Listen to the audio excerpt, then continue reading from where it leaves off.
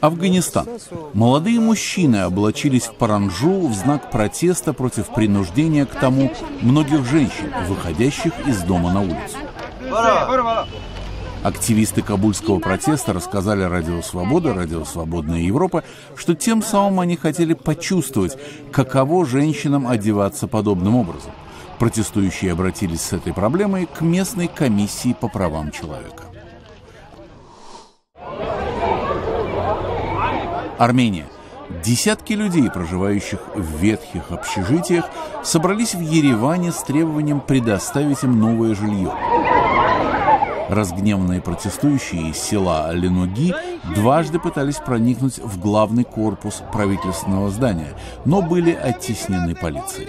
По словам демонстрантов, общежития, замены которых они требуют вот уже 25 последних лет, непригодны для жизни, поскольку не имеют ни водопровода, ни электричества.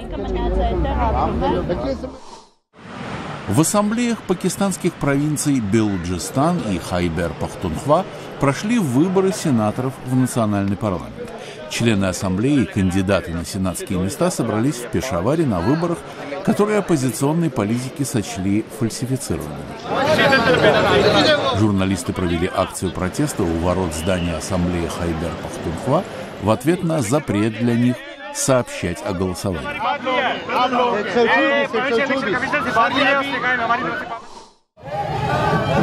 Там же, в Пакистане, студенты из племенного района Северный Вазиристан, перемещенные в город Банну, потребовали возвращения в свои родные города и села.